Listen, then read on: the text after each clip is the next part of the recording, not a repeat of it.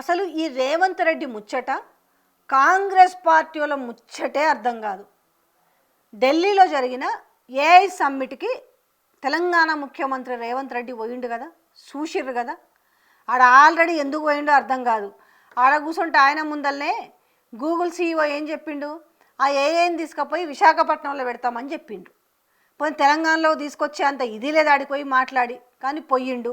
పోయేసి ఏం మాట్లాడిండు మళ్ళా, ఇదేం మరి 2-4 దూరం, ఇదేం ద్వంద్వ వైఖరో అర్థం కాదు.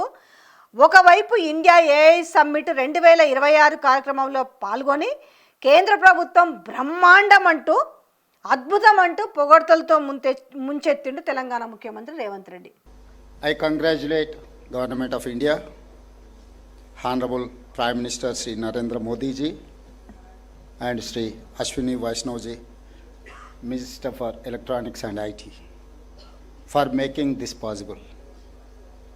Across human history, great ideas,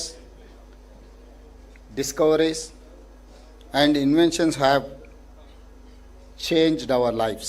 అలాగే మరోవైపు ఏఐ సమ్మిట్ 2026 రేవంత్ రెడ్డి ప్రసంగ సమయంలో అర్ధనగ్నంగా కేంద్ర ప్రభుత్వానికి వ్యతిరేకంగా యూత్ కాంగ్రెస్ ధర్నా, యూత్ కాంగ్రెస్ సభ్యులని అదుపులోకి తీసుకున్న పోలీసులు. ఏంది ఇది మరి? అంటే ఈయన బీజేపీ లైన్లో ఉన్నట్ట. ఇప్పుడు కాంగ్రెస్ ఏమో ఏం చెప్తుంది, వాళ్ళు యూత్ కాంగ్రెస్ వాళ్ళు ఈ ఏఐ సమ్మిట్ అనేది వేస్ట్ అనేసి వాళ్ళు ప్రభుత్వానికి వ్యతిరేకంగా, కేంద్ర ప్రభుత్వానికి వ్యతిరేకంగా అర్ధనగ్నంగా వాళ్ళేమో ధర్నా చేసిర్రు. ఈయన మాట్లాడుతుండే, ఒకవైపు ఇక్కడ మాట్లాడుతుంటే ఒకవైపు అక్కడ జరుగుతుంది కాంగ్రెస్ వాళ్ళు. ఈయన మాత్రమేమో అద్భుతం, మహా అద్భుతం అంటూ ఈయన ప్రసంగంలో మరి కేంద్రం బీజేపీ పార్టీని పొగుడుతున్నాడా అనంటే, మరి ఇప్పుడు ఈయన ఏ లైన్లో ఉన్నాడు? కాంగ్రెస్ లైన్లో ఉన్నాడా లేకపోతే బీజేపీ లైన్లో ఉన్నాడా? అది మీరే అర్థం చేసుకోవాలి. ఒకసారి వినురు, మీకే అర్థమవుతుంది.